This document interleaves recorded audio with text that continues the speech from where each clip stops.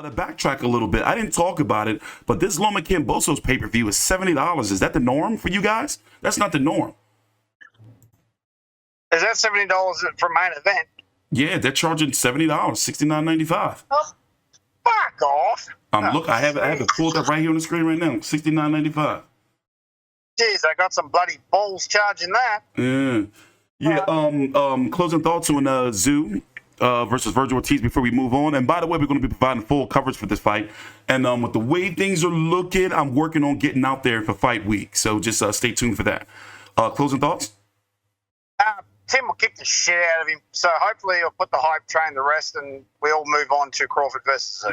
Here's the thing. Vergil Ortiz does have the skill set, but as you brought up, I'm concerned about the lack of rounds he's had, the lack of experience, and also, it is his first full fight at 154 pounds. But however, his power is real, but will it carry up to fighting a full-fledged 154 pounder? That's the question right there. All right.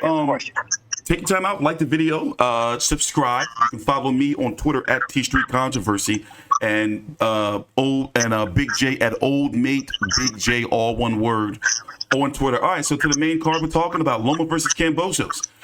As we talked about, it's going to be $69.95 on main event and KO Sports over in Australia on pay-per-view, as you can see right here.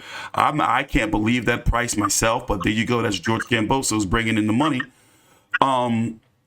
It's going to be here in the States on ESPN Plus, starting at 10 p.m. Eastern. ESPN and ESPN Plus, excuse me. And it's Lomachenko's first fight back since losing to Devin Haney last year in a fight that a lot of people felt that he won. Did you think that Loma won that fight? Oh, yeah, I had him 7 rounds 5. Okay. So, yeah. I can't remember what rounds he won, but the general consensus was, and I agree, 7 rounds 5 to Loma. So I think he let Devin Haney off the hook. Yeah, I think so, but I thought Devin also got a gift decision there too.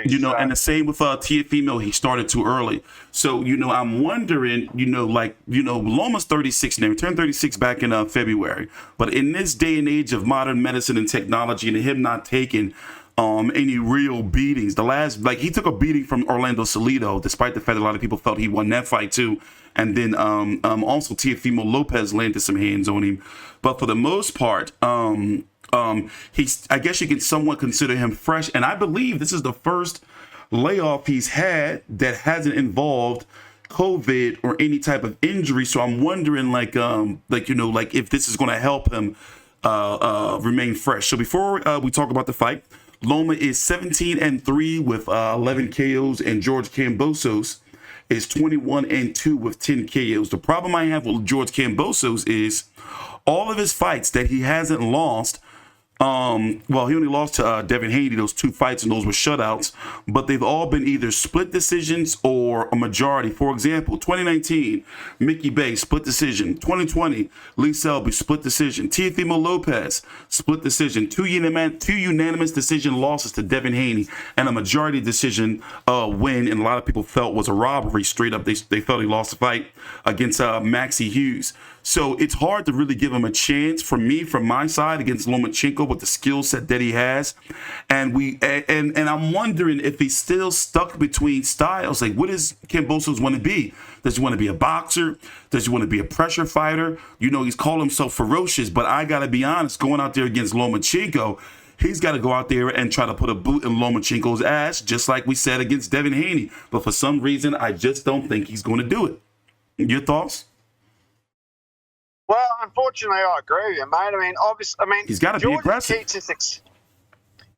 George's key to success is to walk up to him and just gut shot him like bloody Tio did. Tio hit him so hard in the first 2 rounds, he actually lifted off the ground, and then Loma spent the next 6 rounds running from him. Yes, he did. So that's exactly what George has got to do to Loma, is gut shot him. Because remember, Loma is just a blown-up featherweight, and he's a very small lightweight. And if you look at his body, he looks like he's a blown-up. Like, he doesn't look like he fits the 135-pound division. No, he's a small guy. So George should just run up to him and just, gut shot him. So I mean, that's what he needs. That's what he needs to do. I don't want to see George try this counter crap because that doesn't work. That won't. It ain't gonna work against Loma. And remember, Loma's a southpaw, and George has only fought 2, and he did terribly. Yeah. So southpaws at the best of times are hard to deal with, even though most of the time they lead with their face. Yeah. So, but George just needs to walk straight up to him and go, "Yeah, bugger." Do the same thing you did to Tio. Put him on his ass with the best right he's ever thrown in the first round. Don't fuck around. It's a fight, And Loma, if he makes a mistake, Loma will make him pay for it. Loma will not take this lightly. Yeah, Loma has a history with all 3 of his with his previous 2 losses, to come back pretty aggressive after losing. Yeah. So, but then again, I wonder how that Devin Haney loss affected him because, how did that affect his psyche? Affect his spirit? Especially, I'll never forget they ended the broadcast with him crying his eyes out. I mean, he's been running around Australia and Perth and going to zoos and hugging koalas and all that same stuff. Every celebrity that's never been here before, they do the same thing. They go to a zoo, they hug a koala, they pet a kangaroo, all that, Aussie stuff that we lot do every bloody day. Yeah, but all that tourism stuff that every tourist does. I'm just wondering, how. And as I said, I'll reserve my judgment for when I actually see him up close, depending on how close I get to him, of course. So I'll reserve my judgment when actually I see him, and I'll be able to figure him out pretty quick as to how he's going to go for this fight. So, I mean, obviously stats are way in Loma's favour. I mean, stats are going against George in pretty much every way, shape, and form. But George only has to hit him in the guts or hit him in the face once, sit him on his ass, and the whole trajectory of the fight changes. So, I can't listen. I don't know. When was the last time George actually stunned? I mean, he beat up Tio. That's still a surprise to me. Had him battered, but I can't see him being able to drop or hurt Lomachenko. I just can't see it. Well, he has to prove it. Like Customato used to say, he has to prove it in the ring. It's as simple as that. I used to say that all the time. He has to prove it in the ring. So I'm just, obviously I want George to win, but everything's in Loma's favour. But George has to prove it in the ring. If he pulls it off, let me ask you a question. If he pulls this off, would you reckon that would be the upset of the year so far? Yeah, by far. Beating Lomachenko, yes. George Kambosos, yes, because this is a fight where, to be honest, they're building this up to be big in Australia, but nobody in the States cares about this fight. I don't know. And Bob Arum, as we talked about many times, has had an obsession for this fight for years. Yes, he has. He's been wanting this since 2019. Yeah. He's had an obsession for this fight for years. This was supposed to happen in 2020, but COVID come along and fucked it. Yeah. So I don't know what Bob Arum sees in his fight, but for some reason he loves it. So, excuse me. As we talked about, Kambosos has to come out and be ferocious. He has to be the aggressor. He has to try to cloud Loma's space and keep him on the back foot. Not saying that Loma can't fight off the back foot, but I just don't like if he goes out there to try to box the first few rounds. We're going to see how this fight's going to go. And I'm going to be extremely disappointed.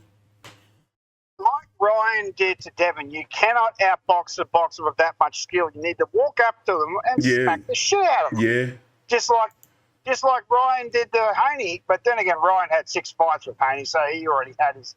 But also, he had the power, though. To keep Haney humble, because once he dropped Haney that one time, which a lot of people felt should have been a stoppage, Haney's whole demeanor changed. That power, as Mike Tyson said, once you get punched in the mouth, Yeah, well, that's right. Everyone's got a plan until you get hit in the face. Yeah.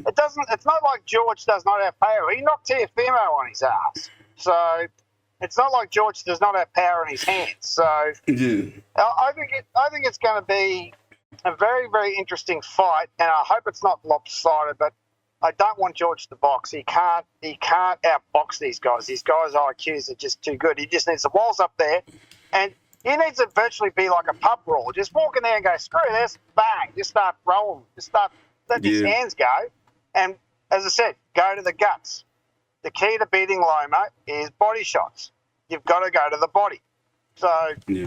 By the way, here's the way the 135-pound division stacks out. WBC champion is Shakur Stevenson, who's going to be returning on July the 6th. I'm also planning on going to that fight against Artem Horakyunyan. I covered that guy. I used to know how to pronounce his name when he fought Frank Martin. And Frank Martin didn't look that good in that fight. It's going to be on July the 6th.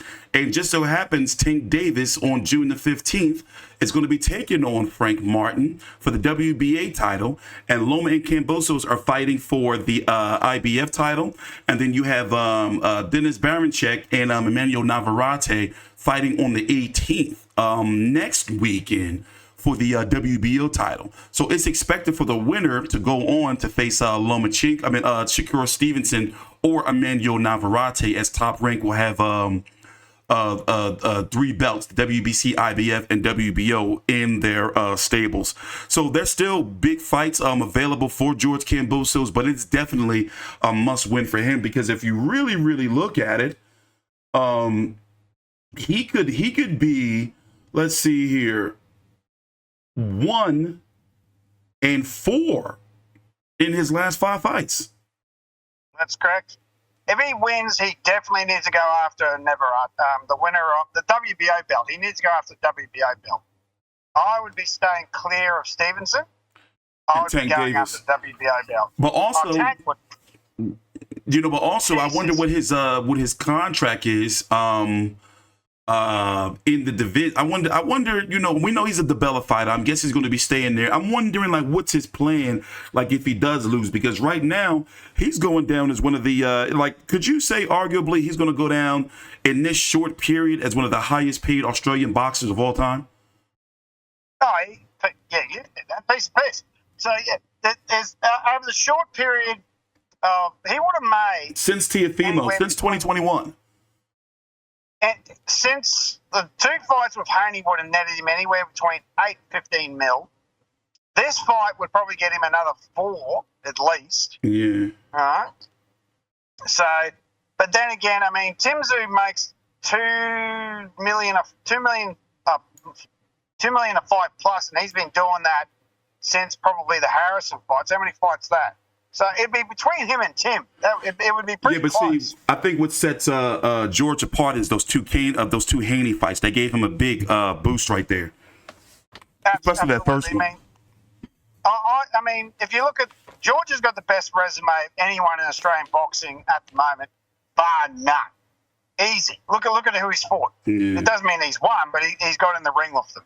And right? you can count Lee Selby, because Lee Selby was a quality name back then. Yeah. And how many people? I mean, he got 42,000 people to one fight. Tim couldn't get that in 3 fights. Yeah. So numbers, he's up to what? 70,000, close to 70,000 people now for 3 fights in Australia, because he got 42 plus for the first fight. About how much does bloody Rod Laver hold again? 15 to the second. This is about the same. I think it holds the same amount of people. Mm-hmm. So let's say 30. So there's 70 plus thousand people to 3 fights in Australia. Yeah. Right. So and of course he's obviously making more money than everyone else, because you're getting more people to rock up. Pay-per-view buys, don't know about that. That's the only one where Tim would probably get him. Yeah. I don't know the pay-per-view revenue, and these blokes at Main Event flat out won't tell anyone what the pay-per-view buys are. It's not like in the States where you put it out there, it's like, this is how many buys of this. Good luck getting it off, because they just flat out won't tell you. They're like, nah, we're not telling you. Yeah. So yeah, things work differently when it pay-per-view buys. They just won't tell you how many they're worth.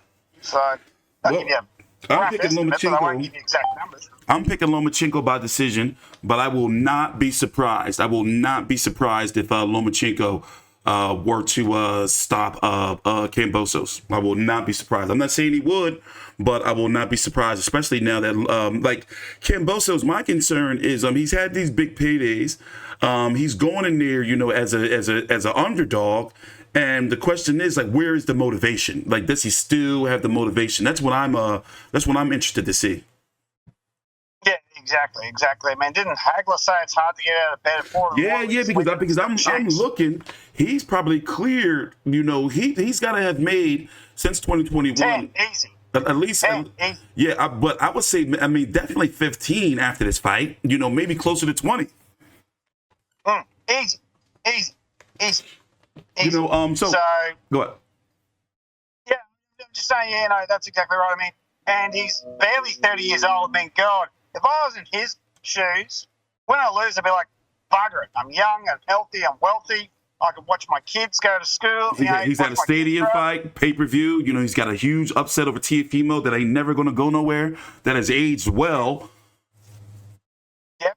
And I'd be like, he ain't going to 140. He flat out ain't going there. He told me that a couple of years ago. He ain't going to 140. He's not big enough to go 140. So. Yeah, but who knows now? Well, for one, those 140s are big. We already seen that against some. They're big. But who knows? I mean, now, but, after a while, he's been fighting this division so long, how are those camps going, Yeah, well, yeah. I always have a concern that he overtrains because every time you see the bugger, he's always training. In the gym. I'm just thinking, like, is he going to burn himself? And you never see him blow up in weight. He's always the same size. Exactly. He's always on weight. I mean, this bugger probably walks around at 145. Yeah. So, he's always on weight, but he's a happy-go-lucky fella. I mean, he's just a natural lightweight. It's as simple as that. He's just a natural lightweight. So, frame and everything. He just looks like he just belongs there. Exactly. So he doesn't want to go anywhere. He doesn't need to. I mean, if he wins, he'll go after WBO.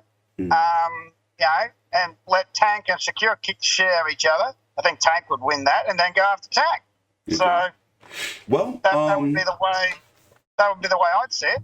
On to the undercard. You're going to have Andrew Moloney taking on Pedro Guevara for the WBC interim super flyweight title. You're going to have Nene Hughes taking on Cherneka Johnson for the WBA bantamweight title. Joseph Goodall taking on Django Opelu. And how do you pronounce his name? Hemi Ahoya? Yeah, taking on Lucas Browne. So far, you do have, I'm for some reason, I'm still interested in seeing Lucas Browne fights. I do not know why. But let's talk about Nene Hughes versus Cherneka Johnson. This was a fight where it was kind of, I mean, we saw it coming. Shockingly, how did it go again? Wasn't Nene Hughes offered the Ebony Bridges fight? And who turned it down? I forgot how that went. I can't remember, but I think maybe Hughesy. One of them turned it down. It might have been Hughesy, but I think it was the notice, right? It was something about short notice or something. Yeah, no, that's right. Ebony was going to have her OnlyFans pillow fight with Avril Matthey, the other Australian girl. Right? Matthey pulled out. They offered to fight to Hughesy. Mm-hmm. Hughesy said, "No, it's not enough time," which I'm betting she regretted that now because she'd probably have 2 belts now. Yeah. Then the Japanese girl stepped up, kicked the shit out of Ebony. We're still cheering about that. And, now Hughesy is fighting Cherneka after Cherneka got beat quite convincingly by Ellie Scottney. Mm-hmm. She got 2 belts now. Didn't she win the WBO belt the other day? Pretty sure she did. I'm not sure. Let me check. It's a good question. I'm pretty sure she had the unification belt and won WBO. Well, she had a defense. I'm pretty sure she did. I think. She got the IBF and the WBO. How about that? Yeah. And so, considering the fact that Lou represents both Cherneka and Nina, it didn't take a moron to figure out that this was going to happen. So, yeah, I mean, we saw that coming a mile away. The second I saw that Nina Hughes signed with Lou DiBella, I rung you and said, "I bet." Yeah, we saw that coming. That made the most sense. She's going to fight Cherneka on the undercard of Kambosos Loma. We all saw it coming. So, but anyway, yeah, that's the background story to that event. So how do you see this fight going? I'm surprised. I didn't know Nene Hughes was 41 years old. Oh yeah. I hope Nina beats Cherneka, but yeah, I mean, I can't support anyone that does that OnlyFans stuff. I can't, not in any way, shape, or form. If they're doing it, I know it's a legitimate sports thing or something, but if it's the other content, I cannot support that. So, yeah, I'm going for Hughes. So that's that's my view on it. So wait, hold on. I'm trying to figure this out because you have Dina Thorslund. What this 122? What division is this? Because you have No, this is bantamweight 118. Dina Thorslund has the other three belts. Got you. And yeah, no, does she have one of the WBC? Does she have all three? WBC. Doesn't she have two belts, Dina Thorslund? WBC and the WBO. Thought so, yeah. Who's the IBF champ? That's what I'm trying to find right now. Yeah. I believe it's this Mexican girl. I'm looking for right now. The Japanese girl, the one that kicked the shit out of Ebony, is the IBF champ. Got you. Okay. Yep. So what will happen is that Nina will hopefully beat Cherneka. Nina will probably fight the Japanese girl, and then the winner of that will fight Dina Thorslund. I mean, no doubt in my mind, Dina Thorslund beats a lot of them because she's a friggin' beast. You've ever seen her fight? Yeah. She doesn't fuck around. That's the way it's going to go, and Thorslund will beat a lot of them. Mayo Yoshida, the girl who beat Ebony Bridges December of last year, 17-4. She has the IDF. Dina Thorslund has the WBC and the WBO, and Nina Hughes and Cherneka Johnson are fighting for the WBA. So, it only makes sense for them to go for a unification. Yoshida also she's now a New York fighter, and I'm wondering, I believe she is a DeBella fighter. And if she is, then you know exactly what's going to happen after this fight. Yeah, because let's see here. Yeah, didn't she get snapped up by someone? Was it DeBella after the fight? Yeah. She's a DeBella fighter. Well, you know exactly what's going to happen after this, don't you? Yeah, there you go. So the winner of this will fight the Japanese lady, and the winner of that will fight Dina Thorslund. If they can get a hold of her, because politically she's extremely hard to get a hold of. That's what it seems like. They've been building her up. And she doesn't fight outside of Denmark or anywhere outside of Europe. I noticed that because Eddie Hearn's been trying to get her. For years now. Unsuccessfully. Unsuccessfully. On to the next fight. Now, Andrew, this guy Pedro Guevara, I haven't seen him. He fought Carlos Kovalev. Okay, he lost that fight. He's 41-4-1 with 22 KOs. But he fought Kenshiro Teraji. He's a champion, one of the Japanese champions we talked about earlier, at 108. That was back in 2017. He fought John Real Casimiro. So the guys that he's lost to are all well-known fighters. But he does have some power to him. I don't know how to gauge this fight for Andrew, but one thing for sure is it's a must-win for him because he was a notch below Jason when it comes to staying relevant in the division that he's in. He did have that club show against the Judy Flores. Before that, he lost Junto Nakatani a year ago in May of last year. What do you think about this fight? I mean, I don't know how it's going to go, to be very honest, but also I don't have too much faith in Andrew. No, I think Andrew will get him. He'll be right. So hopefully. Spoke to him earlier today. He'll be right. I said, look, mate, just walk in there and gut shot the shit out of him. You'll be right. Yeah, it's going to be for the interim title. Who's the champion? Who's the champ at 115? Yeah, let me look at it right now. Is it still Strada? Or, Strada and Bam Rodriguez are going to be fighting. Oh, yeah, that's right. So there you go. Well, that's not going to go. Let's see how Andrew looks, but I'm not picking Andrew to beat any of them. Kazuto Ioka, WBA champion, also Japanese fighter. Fernando Martinez, the IBF, and Kosi Tanaka, WBL. So the Japanese have two belts in the 15-pound division as well. Yeah. As I said, the Japanese have a very strong hold of those three divisions, 115, 118, and 122. I'm not surprised by that at all. Not surprised by that. And then they have two belts at 108. So yeah.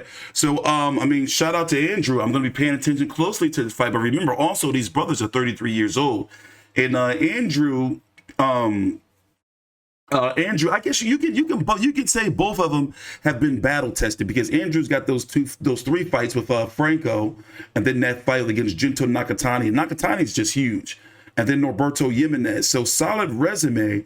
But right now, this Pedro Guevara guy, I'm guessing he was brought over here, or in Australia to be a tough fight, Mexican style fight for Andrew, but I don't know. When it comes to those Mexican fighters, there's always a question mark around them. You never know how they're going to show up. Yeah, I think he's a replacement fighter because I don't think that was. It wasn't. I remember we talked about that before. I forgot who it was before. Yeah, no, I've forgotten either. But yeah, he's a replacement fighter. So. Mm-hmm. And what's the other fight you're looking forward to? What about this Opelu Goodall fight? What's the deal with that? It's supposed to be a fan-friendly fight. Well, we've covered both those boys on the channel before. Both boys have fought Justice Herney. Both boys obviously lost, I think. And I covered Goodall versus F.A. Jog, but that was his last fight. Yeah, poor bugger got knocked out, 4 rounds or something like that? Yeah, it didn't really seem like he wanted to fight. He didn't really seem there, like present. No, that's right. But Django Opelu, obviously, I mean, all these heavyweights support each other. He fought Lucas Browne. Went down to him in 7. I don't think Browne and Justice Goodall fought each other yet. No, yeah. But I think Goodall, just because of size, because Django Opelu is a very, very tiny heavyweight. He's only about 5'10". He's not very tall at all.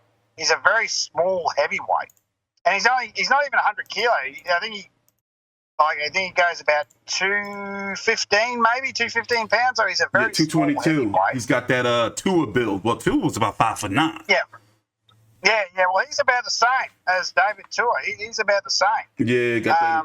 Yeah, he's 222. He was 215 when he fought Joe Parker. Yeah. So, yeah, I mean, and I think because Goodall's 6'5" and 240. I think just the size and weight 32-42. Yeah, that's a big size difference. Sheesh. Yeah, I think it's probably going to go the same way. Well, yeah, I think Goodall will have the advantage unless Opelu goes for the body and then as he drops his head, goes for the uppercut. I think Goodall will use his size and his reach to his full advantage. So I'd have to go Goodall with that one. And Lucas Browne is still kicking about. He is, since that big upset over Junior Fa stopping him in 1, he has lost his last 2 fights, both in Dubai against Jail Big Baby Miller, who's taking on Andy Ruiz August the 3rd, by the way, on that Virgil Ortiz Tim Tszyu card, and Crawford versus Madrimov. And then he fought a Mark Petrovsky, who was undefeated, also in Dubai, where he was stopped in 4. So once again, we've talked about Lucas Browne. He's old. He's probably got maybe a couple more fights left. Who knows? This may be it right here if he loses. 45 years old, and you never know what guy's going to show up. You just never know. I'm surprised he's still fighting now because I thought after I'm surprised they gave him a chance. You read about that?